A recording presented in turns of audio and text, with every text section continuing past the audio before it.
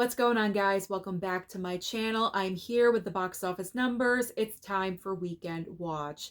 When it came to guessing which movies were going to be 1, 2, 3 this coming weekend, I went out on a major limb. It was a huge mistake, and I said Shelby Oaks was going to be number one because there was such word of mouth behind the film, a lot of promotion. Chris Stuckman was literally everywhere, all over social media, attending all of these different premieres for his movie. I thought for sure this film was going to perform well. So I went and said number one for Shelby Oaks. I could not have been more mistaken because the number one spot went to Chainsaw Man. Chainsaw Man, which I had never heard of prior to this past week, debuted with 17.2 million, and apparently the worldwide total is $108 million. Second and third place.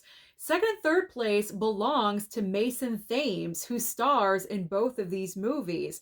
Black Phone 2 dropped down to second place with $13 million and an $80 million worldwide total. Third place is Regretting You with 12.8 million. The total for Regretting You does surprise me just a little bit because I mentioned this before. This film is based off of the book by Colleen Hoover, and It Ends With Us, from the same author, was an absolutely gigantic film. And so seeing 12 million is just a little bit shocking. Now, fourth and fifth place. Speaking of shocking, but not really, after seeing the film, I completely understand why Springsteen, Deliver Me From Nowhere, debuted very poorly in fourth place with only 9.1 million and $16 million worldwide. I feel like the major problem with Springsteen, there's two issues here. The reason why Springsteen did not perform better, the number one reason is because it focuses mainly on the depression of Bruce Springsteen at a certain point in his life. It's not the normal biopic where it goes kind of like the course of Bruce Springsteen's life and hitting all the, the high points, the low points. It does not do that. It really, really focuses on depression. Not like you would know that if you didn't. I guess, does the trailer show it? I'm not even really sure. I never saw the trailer for this movie. But not like you would really know that from the marketing and the advertising. But some people may know that going in. But I feel like the major factor working against Springsteen was that this movie did not debut during the holidays. It came out at the very end of October, and that was a misstep. A Complete Unknown performed very well last year because it came out during Christmas time. And so therefore, it had the entire month of January to rake up those dollars. And so Springsteen really missed the mark here and the opportunity for the holiday time release. I know Thanksgiving is a little bit crowded with Wicked, and Zootopia 2 is also coming out during that time period in November. But I feel like Springsteen should have made a play for either November or possibly December to perform better. So this is not a good sign for the future of Springsteen, Deliver Me From Nowhere. And obviously that's going to trickle down with awards season because Jeremy Allen White, who plays Bruce Springsteen, and also Jeremy Strong were both in the conversation for award season time. So with the poor performance of the film at the box office, it's probably most likely going to be out of question. It's a never say never. Anything could happen, but it certainly does not help the situation at all. Fifth place, rounding out the top five, is Tron. Tron Ares, really trying, but is there a point? Probably not. $4.9 million and worldwide $123 million. Now, speaking of Shelby Oaks, if you were curious where this film fell, did it make the top 10? It did. It landed at number 7. So Chris Stuckman's directorial and writing debut came in at number 7 with $2.3 million.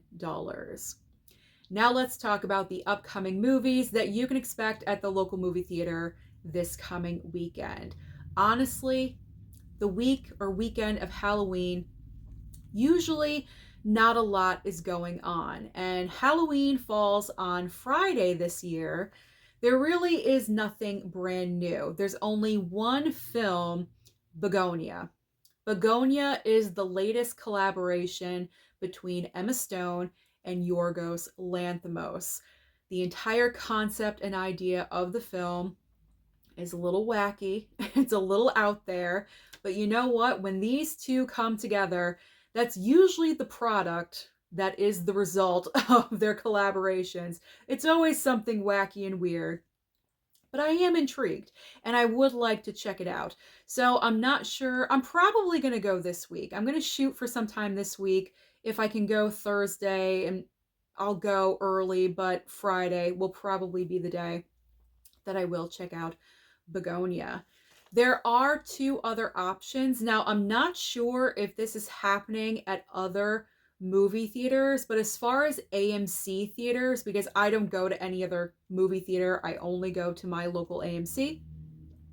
So my local AMC, and I'm assuming the entire chain of AMC, are doing a couple of re-releases this coming weekend. One of them is Back to the Future, and the other, the entire Twilight franchise. Because it is the weekend of Halloween, Twilight is making a resurgence, I guess. And I've been looking on the reservations for Twilight. I was just curious. I don't want to go and see it. I own them, so I don't need to see them in the theater. I'm good. But I've been looking at the reservations for all of the Twilight movies. They're selling out like crazy at my local AMC. So obviously the audience is there. That was a smart move. So if you're not interested in any of the prior releases or Begonia, you may want to check out either Back to the Future or some of the Twilight movies, 1, 2, 5, I don't know. That's an option for you. Now let's talk about streaming. Speaking of options, I always say there's always options on streaming for you. Over on Netflix, we have a brand new film starring Colin Farrell called Ballad of a Small Player. Now, this movie kind of had award season conversation behind it, but it dropped off fairly quickly. So I'm not exactly sure if I'm going to have time to watch that movie. It's not really a priority for me, but if I have time, I probably won't, let's be honest, but on the chance I do, I could possibly check that out.